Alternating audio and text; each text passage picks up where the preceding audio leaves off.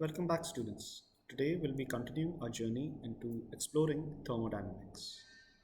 In the last few classes, we have been exploring many concepts of thermodynamics. We have been talking about the first law of thermodynamics, its applications. Today we'll understand the limitations of the first law of thermodynamics. So, to understand the limitations of thermodynamics or the first law of thermodynamics, we will be talking about certain scenarios. All right, so we'll be performing some thought experiments and we'll just examine how they can, well, essentially break logic but still follow the first law of thermodynamics. So, uh, let's consider an object. All right, let's consider an object, say a metal bar. This is the metal bar. If we heat up the metal bar on one end, we have heated up this metal bar on one end. All right. So this section has turned really hot. And then we stop the heating process. What's going to happen? Eventually, this thermal energy is going to be dissipated within the bar. So the heat is being transferred from the hot region to the cold region. All right. So what do we have is that we eventually get a slightly warmer bar once it reaches thermal equilibrium, and this entire bar is at a higher temperature than before. Okay, so the heat has flowed from this higher temperature region to the lower temperature region, and eventually this entire bar is in thermal equilibrium. All right. Now, do you think that the reverse of this process is possible? That is, if you have a slightly warmer bar of metal, that it spontaneously turns into a bar which has a hot end. So it has a hot end here and a cold end. Now, if you examine this problem from a first law perspective, that is, if you look at the first law, if you perform a first law analysis, that is, total heat change minus total work done is equal to change in internal energy. Now, if you look at this as a system,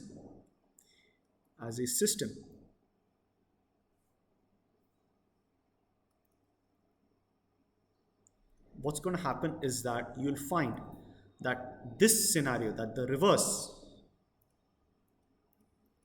unfortunately, is permitted by the first law of thermodynamics. However, we know that is not true. All right, let's consider another example. We have a table. This is the edge of the table. This is the top of the table. This is the floor. There exists a ball here. Do you think it's possible for this ball to spontaneously jump atop the table? And in doing that, it reduces its internal energy. So internal energy, we know del U is equal to m CV dt. So it's reducing its temperature. So let's just say that it spontaneously jumps on top of this table, thereby reducing its temperature. Do you think it's possible? Absolutely not. So in thinking about this, we understand that there are certain limitations of the first law of thermodynamics, that it may say that it's possible. It is not breaking any laws, or it's not breaking the first law. However, we understand that it may not be possible. Let's look at another scenario. Let's consider an engine. So we have an engine. This is an engine. All right. These are the cooling fins. Okay. So what's the input to the engine? You have got air and fuel mixture. air plus fuel, and the exhaust is your smoke plus water vapor. All right, and you have got some amount of work output. All right, imagine if I start the reverse. That is I input work and I start stuffing this engine with smoke and water.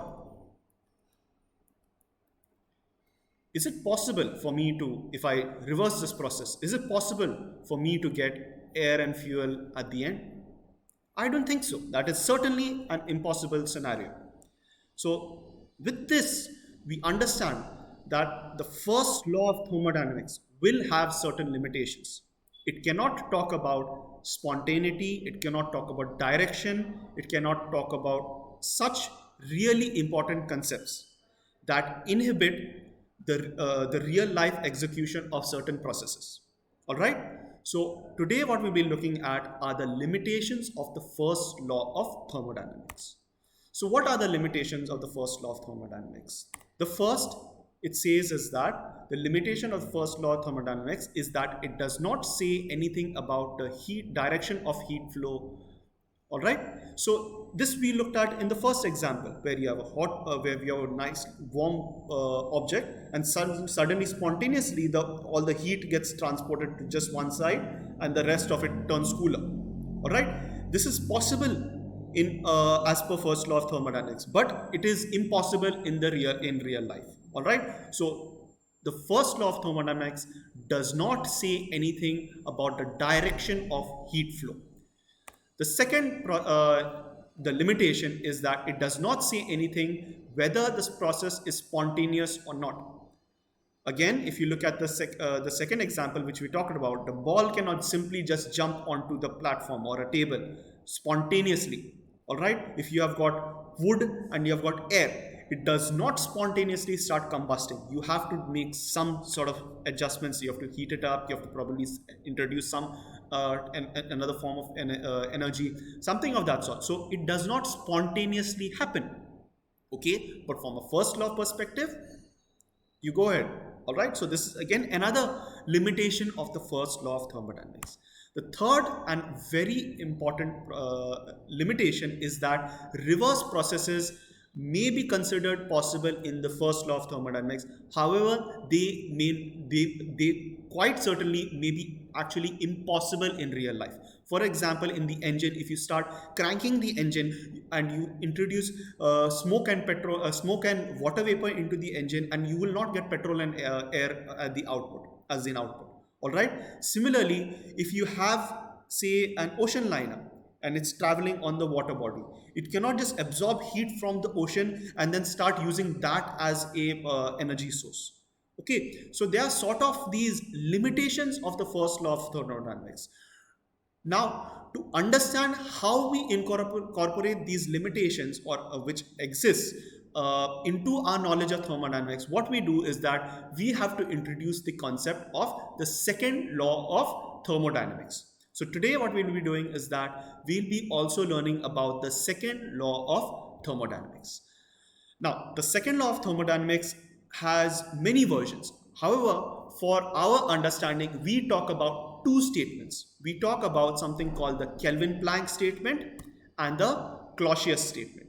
The Kelvin-Planck statement and the Clausius statement are the two statements of the second law of thermodynamics. We consider these two statements as the second law of thermodynamics, and they have to be stated together. Okay. Now, let us look at these statements one by one. So first, let's talk about the Kelvin-Planck statement.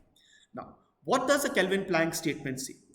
It is impossible to construct a device which operates on a cycle and produces no other effect than the transfer of heat from a single body in order to produce work. What this means is that if you have, say, you have an engine, okay? It cannot operate just by interacting with a single thermal energy reservoir. That means that if you have an engine and this is say a thermal energy reservoir, okay, this is the hot thermal energy where you're supplying the heat from. So this is absorbing heat and it cannot transform this entire heat into an equivalent form of work. So if you have got Q amount of heat, the entire amount of heat cannot be transformed into work. Basically, what it says is that the Kelvin Planck statement says that you cannot have a device which is working in a cycle and has 100% efficiency. Okay, so 100% efficiency in converting from heat to work is not possible. This is the essence of the Kelvin Planck statement. What about the Clausius statement?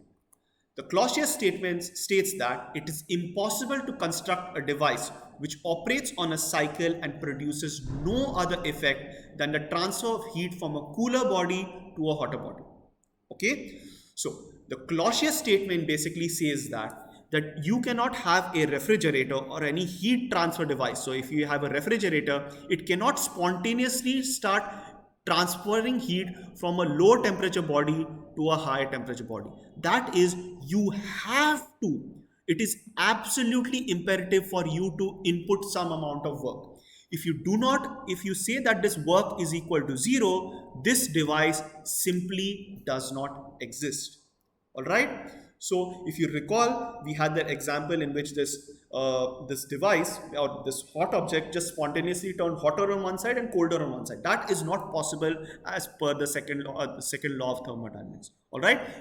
Okay. So these two statements combined form the second law of thermodynamics. So let us revisit those earlier examples. Let us revisit those earlier examples.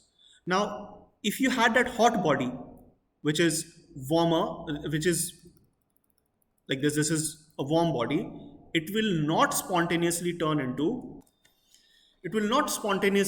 this. Okay? Why? Because if you had this, what would happen is that you would violate the Clausius statement of the second law of thermodynamics. That is, that it is spontaneously, other than and not interacting, that is not consuming any work, and it is directly transferring heat from a low temperature area to a high temperature area. Okay, so this is not possible as per the second law of thermodynamics. All right. What about the ball example? So if you have that ball which is on the floor, for it to jump from here and consuming this amount of heat from within, it needs to start discharging some amount of heat into the atmosphere as well, which is not possible. Okay, so if it did, what would happen? It would never reach onto the top. So it would violate the Kelvin Planck statement of thermodynamics. All right. So if you look at these individual examples, you'll understand that the second law of thermodynamics simply prevents or inhibits or disallows the existence or the proceeding of these examples. All right. So the second law of thermodynamics is basically a law which tells you the direction of the reactions, the spontaneity of these reactions, and it prevents these mishaps from happening from a thermodynamic perspective. Now, for you to remember this is absolutely important for you to remember these statements. In my opinion, there's one really handy trick.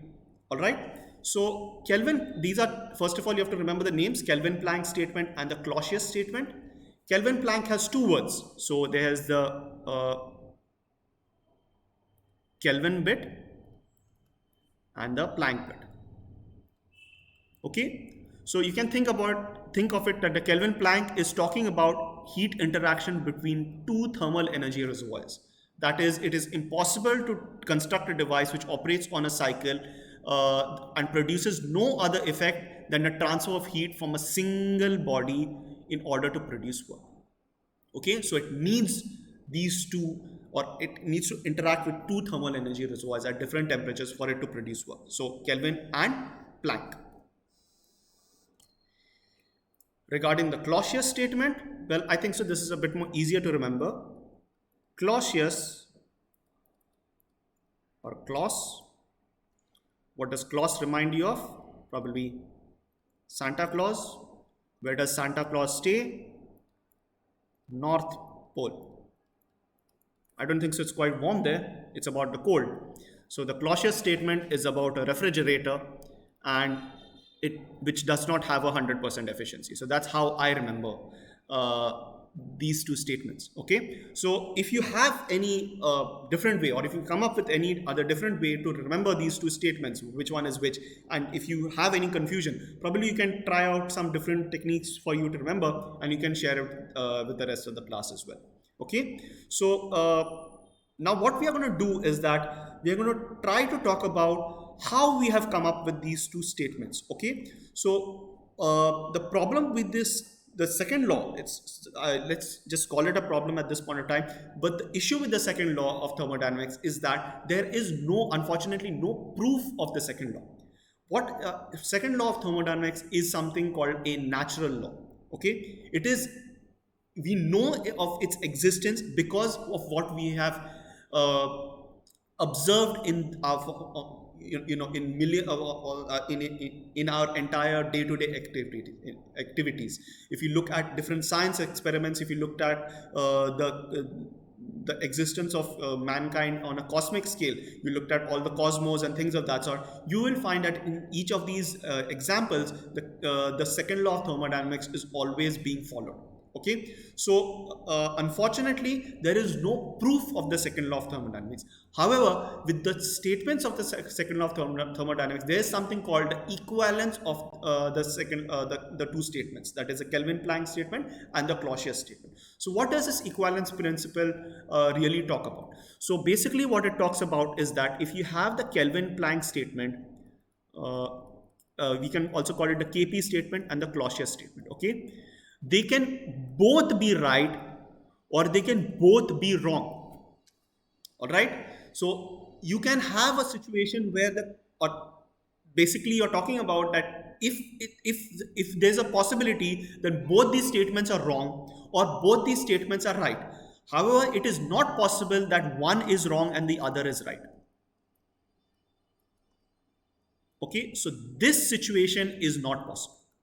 Okay, so we can have only one of these two situations, either where both of them are right or both of them are wrong. So let us explore how we can prove this, how we can prove that both the Kelvin-Planck statement are right or both of them are wrong. We cannot have one situation where the Kelvin-Planck is right and the Clausius is wrong, or the Clausius is wrong and the Kelvin-Planck is right. That is not possible. So let's set out to prove this.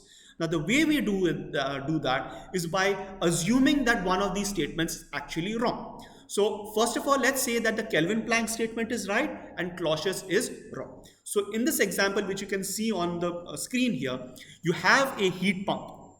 You have a heat pump that is transferring some amount of heat Q1 from a lower temperature reservoir to a higher temperature reservoir. Okay, so it is transferring Q1. So it is transferring Q1 from a lower temperature reservoir to a higher temperature reservoir. At the same time, what is happening is that there also exists a heat engine which is interacting with the same thermal energy reservoirs. And what is happening is that it is absorbing this Q1 and rejecting Q2. And the difference is being converted to some amount of work. To recap, let's assume this entire setup. Okay, there are two thermal energy reservoirs, one hot, one cold. All right, let's assume that the Clausius statement is wrong and Kelvin-Planck is fine. Okay, so what we are going to do is that we are going to say that there is a heat pump that pumps heat from a lower temperature device or lower temperature, the lower temperature thermal energy reservoir to the higher temperature reservoir. And since it's violating the Clausius statement, it is doing that spontaneously. It does not require any energy for it to pump energy from the lower temperature reservoir to a higher temperature thermal energy reservoir. Okay. Now, at the same time, we say that the Kelvin-Planck statement is fine. So you have got a heat engine which is operating so that it is absorbing heat from the higher temperature reservoir, converting some amount of the heat to work, and the remainder is being dumped into the lower temperature reservoir. And you can see that. So you can see that this Q1 is being absorbed from the lower temperature reservoir. The same amount of Q1 is being delivered into the thermal energy reservoir. Now, what we are doing with the heat engine, we are absorbing the same amount of Q1. We are transforming some amount of the Q1 into work, and the remainder is being dumped back into the lower temperature reservoir. That is, Q2 is being dumped into the lower temperature reservoir. So in this sense, that we are violating the Clausius statement of the second law of thermodynamics. Okay. What we are going to do is that you can see that here we are rejecting Q1 into the higher temperature reservoir. At the same time, we are absorbing Q1 from the higher temperature reservoir. So what is going into the higher temperature reservoir is being extracted from the higher temperature reservoir. Okay. So let us analyze this as an entire system. Okay. So let's consider both this heat engine and a heat pump as a combined system. So what you notice is that from the lower temperature reservoir, that is this TER here, what is happening is that we are absorbing Q1 and we are rejecting Q2. However, from the higher temperature reservoir, what's happening is that we are absorbing Q1 and we are absorbing Q1 and we are rejecting Q1. Okay, so from the higher temperature reservoir, you can see that we are putting 10 units of energy and absorbing 10 units of energy. That is, there is no net thermal energy interaction with the higher temperature reservoir. However, with the lower temperature reservoir, we are absorbing say Q1 and we are dumping in Q2, which is significantly lower. Okay, so what we can say is that we can eliminate the existence of this higher temperature reservoir, because what is happening is that since we are giving some amount and we are taking the same amount, we do not require the existence of the higher temperature energy reservoir. Okay, so what is happening is that what the output of the heat pump can be straight away redirected into the inlet of the heat engine. Okay, now if you can see that what is happening is that now what you have a scenario where you're producing some amount of work by interacting only with one thermal energy reservoir. And this, my friends, is a violation of the Kelvin-Planck statement. All right? Kelvin-Planck statement says that you cannot have a heat engine or a device working on a cycle which produces work by interacting with only a single thermal energy reservoir. And we are doing that. So by violating the Clausius statement, we have proven that you will invariably even violate the Kelvin-Planck statement. Okay. So if the Clausius statement is wrong, okay, if you violate the Clausius statement, you also end up violating the Kelvin-Planck statements. Okay. Now let us try to prove the reverse. Let us say that the Kelvin-Planck statement is somehow wrong. We say that we are producing a heat engine which can convert the entire amount of heat which it receives to an equivalent amount of work. Okay, so let's look at that. So let's look at the reverse. Now here we have again the setup is that we have two thermal energy reservoirs. One is the higher temperature, which is indicated by red. We have the one at a low temperature, which is indicated by blue. Okay, now there exists two devices. One is a heat engine, one is a heat pump. The heat engine is obviously you can see that it is operating in a manner that violates this Kelvin-Planck statement, that it is absorbing some amount of heat and converting that entire amount of heat to the equivalent amount of work. Okay, so it's absorbing Q1 and it's delivering Q1. okay, as work. Okay, so that same is it's absorbing 10 joules of heat energy and converting that 10 joules of heat energy to 10 joules of work. That is not possible. However, let's just assume that that is the same that is happening. Okay, it is absorbing the same amount of energy, heat energy, and converting the full amount of heat energy to work. Okay, at the same time, what's happening is that let's say that there's a heat pump. Now the heat pump is working in accordance to the Clausius statement. Okay, so we have got your Kelvin Planck statement which we are violating, and the Clausius statement which we are holding true. Okay, in the previous example we did the reverse. Now we are doing the obviously the in the other permutation. Okay, so what we are doing is that we are violating the Kelvin Planck statement and we are accepting that the Clausius statement is fine. So let's have a look at the heat interaction. So we are absorbing Q1, we are converting the entire amount of heat to work. Okay, now what we are doing is that, say we are using the heat engine as a generator. Okay, and we are using the generator to plug in into the heat pump. Okay, so imagine you have a generator. It is, if you are consuming like 10 liters of petrol per hour or something like that, and it's converting this entire amount of heat energy from what your petrol engine is producing into work. Okay, there's no loss of heat from the surrounding. There is, the smoke is perfectly at room temperature. There's no energy loss. Okay, entire amount of whatever energy which is contained within the petrol is being converted into electricity, and this electricity is being used to drive a refrigerator, which is absorbing heat from the lower temperature reservoir and dumping it back into the higher temperature reservoir. Okay, so that's what we are doing. We are basically using a generator to drive a refrigerator or a heat pump. Okay,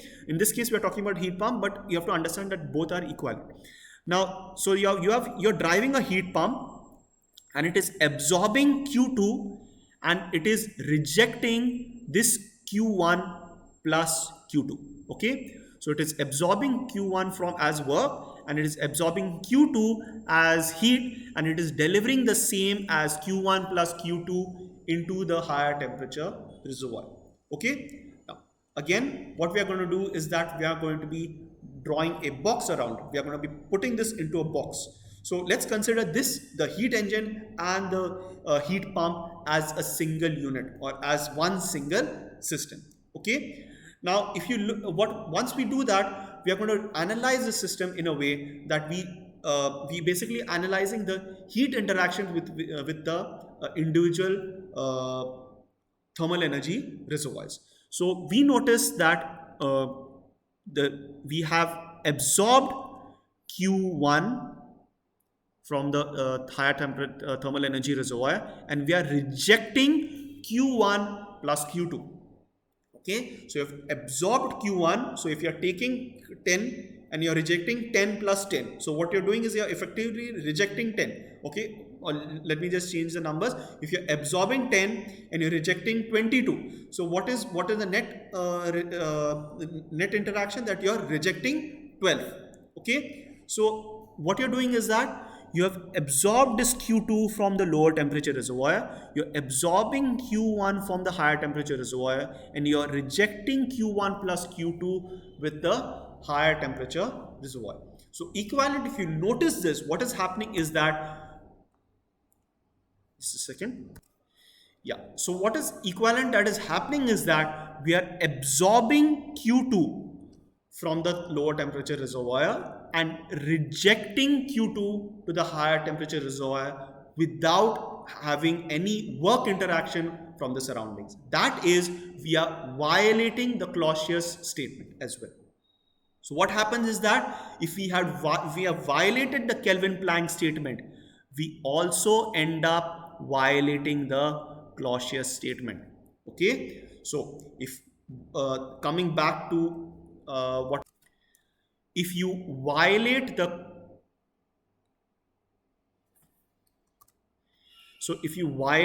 Kelvin Planck statement, what is happening is that, or if you violate the Kelvin Planck statement, you cannot have the condition in which the Clausius statement is okay. And if you have violated the Clausius statement, the Kelvin Planck statement also ends up being violated. That is, if one is right, the other has to be right. And if either one of them the statements are wrong, then both of these statements have to be wrong. Okay, so this is termed as the equivalence principle of the Kelvin, Planck and Clausius statements. Okay, so these are very, very simple proofs that you have to remember for the purposes of this course. All right. Next, we'll look at the concept of something called a perpetual motion machine type 2. Now, you have already understood the concept of perpetual motion machine type 1. The perpetual motion machine type 1 are a class of machines which violate the first law of thermodynamics. Naturally, the perpetual motion machines of type 2 violate the second law of thermodynamics. All right, so you can have a spontaneous refrigerator, you can have a 100% efficient engine. All of these examples, they are all in violation of the second law of thermodynamics, and they can be termed as perpetual motion machines type 2. Okay, anything which violates the second law of thermodynamics, either Clausius statement or the Kelvin-Planck statement, they will be termed as, or any such hypothetical devices, they are all a bunch of hypothetical devices, and they all will be termed as perpetual motion machine type 2 or PMM2. All right, I hope with this you have understood what is the limitation of the first law of thermodynamics, why we require something else to provide this clarification. Okay, so and the clarification is basically provided by the second law of thermodynamics, the two statements of the second law of thermodynamics, why they are equivalent to each other. That is, if one is right, the other one has to be right, and if one is wrong, the other one has to be wrong. Okay, all right. Then we also have looked at something called the perpetual motion machines of the type 2. Next, we'll be studying, or we'll be talking briefly about something called the third law of thermodynamics, and this is something which you just have to remember. Okay, don't worry about this too much. This is a statement which again you have to remember. So the third law of thermodynamics is sort of an outlier. It exists, but there's a lot of debate about how you approach this third law of thermodynamics. Okay, so you just have to remember the statement of the third law of thermodynamics. So the third law of thermodynamics states that entropy of a system approaches a constant value as the temperature approaches absolute zero. Okay, the entropy, now this is a new term, you have to understand this is a new term called entropy. Please just remember this term. Okay, at this point of time, just understand that there exists some property of a system called entropy, and that approaches a constant value as the temperature approaches absolute zero. What is absolute zero? That is, if you have measuring in Kelvin, you're talking about 0 Kelvin, or if you're measuring in degrees Celsius, you're measuring as minus 273.15 degrees Celsius. So this is absolute zero. This is the concept of absolute zero. So the property of entropy approaches a constant value as the temperature approaches absolute zero. To understand the concept of entropy, it's a bit difficult, but essentially what it means is that the structure of the entire system basically turns into a perfect crystal. Okay, so there is no movement, there is no disorder. So if you have a crystal, it turns into a perfect crystal. Okay, there is no flaw in the system. None of these molecules are moving. Okay, so all of these molecules are stationary. Okay, so all of these molecules are stationary, none are moving, none of them are oriented in the wrong way, nothing of that sort. They all are in a perfect state. Okay, so in this case we say that the entropy has approached some minimum constant value. Okay, so this is actually a minimum constant value. So as again, we'll reiterate what the third law of thermodynamics states, that the entropy of a system approaches a constant value as the temperature approaches absolute zero. With that, we come to the end of the unit of thermodynamics in your exploration of basics of mechanical engineering. In the remaining classes, what we'll be doing is that we'll be studying, we'll be solving a few more problems. We'll be trying to understand how we can use these laws to basically analyze different systems, okay, from a numerical perspective. With that, I will bring our session to a close. Thank you.